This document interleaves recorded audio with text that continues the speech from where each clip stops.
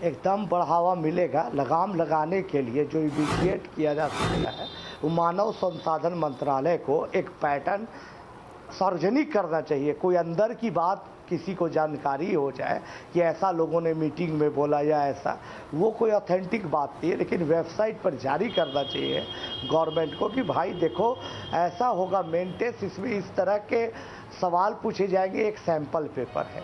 ऐसा होगा advance test, इसमें इस तरह के सवाल पूछे जाएंगे, ये एक सैंपल टेस्ट है।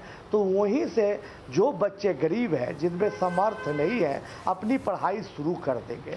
लेकिन जब तक ये दुविधापूर्वक स्थिति रहेगी तब तक कई गलत लोग इसका फ़ायदा उठा सकते हैं। कई गलत लोग फ़ायदा उठा सकते हैं। बंसल जी, मैं इसके बारे में कुछ और कहूँगा। इनफैक्ट पिछले 21 साल में शायद IIT का पैटर्न 21 बार बदल चुका है। राइट, पहले सिर्फ 3-3 घंटे के 3 पेपर होते थे, फिर उसके बाद एक स्क्रीनिंग पेपर आया, वो ख़त्म कर दिया, और स्क्रीनिंग पेपर था और 2-2 घंटे के 3 पेपर होते थे। राइट, ये 77 तक 75 तक 95 तक चला। उसके बाद फिर 3-3 घंटे के 3 पेपर कर दिए। मेरे को याद है 1998 में 100 नंबर के पेपर होते थे 97 तक, और 98 में जैसे ही बच्चे गए 200 नंबर के पेपर बता दिए गए। राइट, उसमें कभी ऑब्जेक्टिव टाइप आएगा, कभी सब्जेक्टिव आएगा, ये IIT वाले कभी बताते नहीं हैं। और साथ में मुझे लगता है ये सबसे अच्छी बात है, बिकॉज अगर हम बच्चों को पहले से पैटर्न बता दें कि भाई बेटे 2+2+4 ही पूछा जाएगा आपसे, तो सारे कोचिंग सेंटर उन बच्चों को सिर्फ उसी घिसे पीटे तरीके से तैयारी कराएंगे। जबकि एक अगर होलिस्टिक अप्रोच हो, एक बच्चे को चलना आता है, अब उसको कहाँ चला रहे हैं उससे फर्क नहीं पड़ता, उसे चलना आना चाहिए। राइट, जब बच्चा रियल लाइफ में आएगा तो उसे क्या मालूम है। लेकिन कोचिंग संस्थान, कुछ कोचिंग संस्थान मुमकिन है कि इस कंफ्यूजन का, इस पसोपेश का फायदा उठाएं, भले ही उन्हें भी जानकारी ना हो, लेकिन वो सबसे बड़ी बात मैं आपसे सिर्फ यही कहूंगा, देखिए कोई भी सिस्टम कभी काम नहीं कर सकता जब तक के जो लोग हैं, जो सोसाइटी में रहने वाले लोग हैं, वो अपने आप को थोड़ा सा एजुकेटेड नहीं करते। राइट, मैंने देखा है लोग कोचिंग सेंटर्स में जाते हैं, कितनी फीस है बस फीस बता दो, 2000 रुपये, 4000 रुपये, 6000 रुपये बार्गेनिंग करेंगे, उसके बाद वो पैसे ब्रिलियंट ट्यूटोरियल्स ने पैसे लेके भाग गया, कोई फर्क नहीं पड़ता। उन्होंने कभी पूछा नहीं कि हमारे को जो टीचर पढ़ाने आने वाले हैं उनकी क्वालिफिकेशंस क्या है, उनकी पढ़ाई क्या है, कितने साल से पढ़ा रहे हैं। राइट, बस पैसा दिया और हो गया। राइट, चाहे वो किसी का भी, मैं किसी का नाम नहीं ले रहा हूं। राइट, गार्जियन को जागरूक होना होगा, छात्रों को जागरूक होना होगा, छात्रों को, उनके अभिभावकों को और उनके माता पिता को पहले जाके, ये नहीं कि मेरा रिजल्ट क्या आया, वो स्टूडेंट लोग आते हैं कि जी मेरा रिजल्ट क्या आया है। मैं कहता हूं अगर हेमा मालिनी लाइफ बॉय साबुन की एडवर्टाइजमेंट करती है तो क्या हम सबको लाइफ बॉय साबुन खरीद लेना चाहिए? मैं तो नहीं मानता। राइट, अमिताभ बच्चन कहते हैं कि जी आप ईंट से पत्थर धोइए या ईंट से कपड़े धोइए या नमक लगा के दांत साफ कीजिए। राइट, तो हमें अमिताभ बच्चन नमक से क्या पहले अमिताभ बच्चन नमक से दांत साफ कर रहा है? सबसे बड़ी बात यह है, क्या आर यू श्योर कि हेमा मालिनी लाइफ बॉय साबुन से नहा रही है? राइट, तो जो रिजल्ट्स दिखाए जाते हैं उनको देख के सारे बच्चे जाते हैं, बात वो नहीं है। पढ़ाने वाले लोग कौन है, वो कैसे पढ़ा रहे हैं? Right, I think that's more important. उन टीचरों से मिलिए जाके, उनसे पूछे कि क्या वो बच्चे के साथ काम करने को तैयार हैं। राइट, हम जो दावे किए जाते हैं कोचिंग संस्थानों की तरफ से, उस दावों की हकीकत जानने की कोशिश करें बिना जाने बगैर। रिजल्ट पूछना ही नहीं चाहिए, बिकॉज जब रिजल्ट पूछेंगे तो गलत, इसीलिए झूठ जो भी कहता है कि जी हमारा 30 में से 30 आ गया, हमारा 50 में से 50 आ गया, हमारा 100 में से 100 आ गया। राइट, कोई कहता है जी हमारे 5000 में से 5000 बच्चे आ गए। अरे भाई, अगर ऐसे ही हिसाब लगाओगे तो 1 लाख बच्चों को IIT में एडमिशन हो गया, ऐसा पॉसिबल ही नहीं है। बिल्कुल, तो जब पॉसिबल नहीं है तो उसको उन दावों पर विश्वास ना करें। उन गार्जियन के लिए भी ये बहुत अच्छी बात कही है बंसल साहब ने कि आप खुद पहले तहकीकात करें, हकीकत पता करने की कोशिश करें। इस बीच वाराणसी से हमारे साथ कॉलर जुड़ी हुई हैं रश्मि जी। रश्मि, बताइए इस फॉर्मूले पर क्या राय है, क्या ये फॉर्मूला आपको समझ में आया? Good evening sir. मुझे तो ये फॉर्मूला पसंद नहीं है, चाहे वो IIT के लिए हो चाहे वो मेडिकल के लिए हो। और क्यों नहीं पसंद आया, इसमें क्या दिक्कतें आपको लग रही हैं? कहना चाहूंगी कि एक बार उन स्टूडेंट से पोलिंग कराई जाइए जो IIT की तैयारी करा रहे हैं। तो इसमें आपको क्या दिक्कतें लग रही हैं इस फॉर्मूले में? हमें दिक्कत ये लग रही कि एक तो ऑलरेडी प्रेशर है, हमें सेलेक्ट होना है, हम जो स्टूडेंट दे रहा है वो झेल रहा है, उस पे से आप टेस्ट करा रहे हो इतने सारे।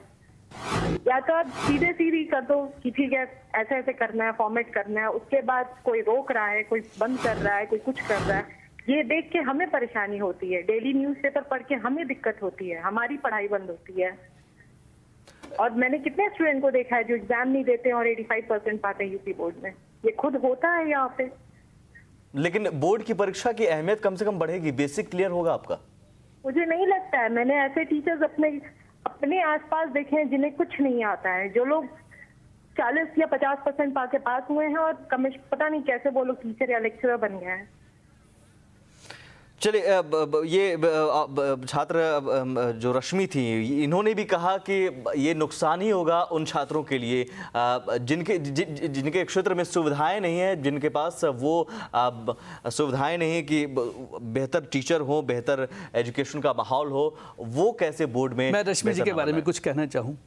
रश्मि जी, मैं सिर्फ एक छोटा सा बात कहूँगा कि हम ये कहते हैं कि हम अगर कोचिंग सेंटर की भी बात करें, कोचिंग सेंटर में तो जो टीचर पढ़ा रहे हैं वो उससे भी ज़्यादा निकम्मे हैं।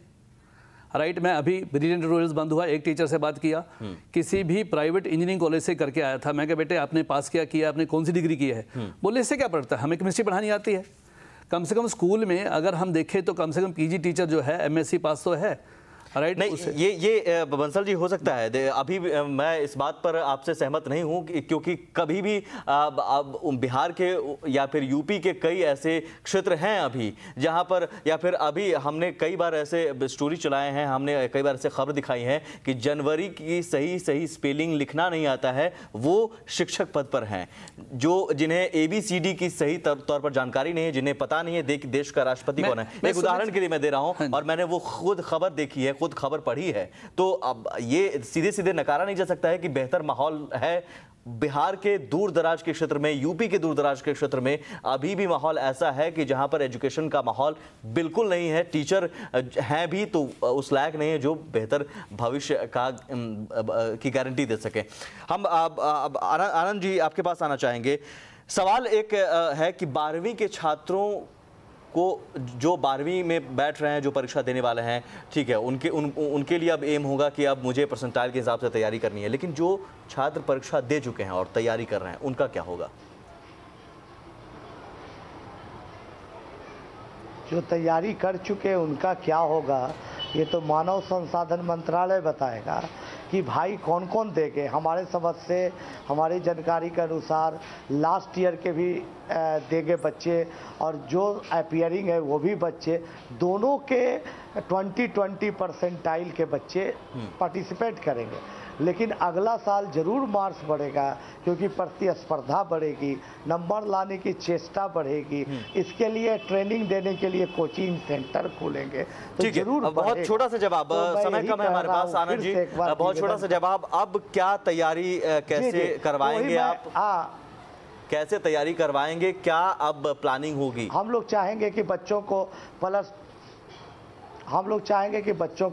+2 में ज़्यादा अच्छा से लिखने की तैयारी करवाएं ताकि टॉप 80% टाइल वाले फुलफिल कर सके कंडीशन को और IIT तक पहुंच सके। प्रयास तो हर स्थिति में चुनौतियों का सामना करें, ऐसी तैयारी करवाने का हम लोग प्रयास करेंगे। जी, एक बार फिर से सवाल वही, एडवांस टेस्ट का क्या पैटर्न होगा? क्या, हालांकि बंसल जी ने बता दिया है कि एडवांस टेस्ट में क्या चीज़ें होंगी, एक बार फिर से हम आपसे भी जानना चाहेंगे क्योंकि बहुत सारे छात्रों में ये सवाल होगा कि क्या है एडवांस टेस्ट, है क्या?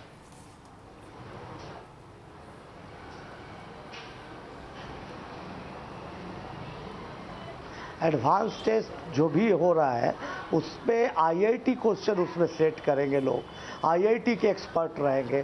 तो कैसा बनाएंगे, कोई कैसे बता सकता है? अभी बंसल जी ने कहा कि हर साल पैटर्न बदल देता है और अगला साल कैसा पैटर्न होगा बंसल जी बता दे रहे हैं। हमारी बात समझ में नहीं आ पाई। जो मैंने बताया है अनंत जी, उसको ज़रा ध्यान से सुनिए। गवर्नमेंट ने जब 2007 में नया पैटर्न लेके आए थे, उन्होंने बताया था कि पेपर में ऑब्जेक्टिव टाइप होगा और कॉम्प्रीहेंशन बेस्ड भी होगा। राइट, ये बताया गया। राइट, अभी भी उन्होंने बताया है, मैं आपको लिखा हुआ दिखा देता हूं, इसमें ऐसा छोटा सा जवाब मेरे बताने की बात नहीं है। उसमें लिखा है कि so as students do not get crash the IIT।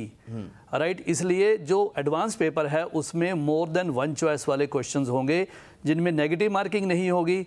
Right, और एक या एक से ज़्यादा चॉइस करेक्ट हो सकते हैं। उसमें कॉम्प्रीहेंशन भी हो सकता है, उसमें मैच द फॉलोइंग भी हो सकता है, जैसे भी अभी IIT के पेपर में होता रहा है कि अभी क्या था कि एक ही पेपर में सिंगल चॉइस करेक्ट वाले भी और more than one choice correct वाले भी होते थे, और दूसरे पेपर में भी वैसा, लेकिन अब पहले पेपर में ऐसा होगा, दूसरे में वैसा होगा। बंसल जी माफ कीजिएगा, एक्चुअली प्रोग्राम खत्म करने का समय आ गया है। 1 घंटा भी बहुत कम लग रहा है इस बहस में, क्योंकि ये बड़ी बहस है और बहुत सारी इसमें पेचीदगियां भी हैं, बहुत सारी दिक्कतें भी हैं, सामने आ रही हैं, बहुत सारी सहमतियां हैं, असहमतियां हैं। लेकिन ठीक है, अब ये सिस्टम लागू होने जा रहा है साल 2013 से, तो अब इसके हिसाब से तैयारी करनी होगी, और जो कोचिंग संस्थान हैं जो भविष्य की गारंटी देते हैं उन्हें भी इस हिसाब से अब तैयारी करवानी होगी। मुमकिन है अब आने वाले सालों में छात्रों के लिए बड़ी चुनौती होगी, खासतौर पर बोर्ड की परीक्षा के लिहाज से अब उन्हें ज़्यादा बेहतर करना होगा, ज़्यादा मेहनत करना होगा।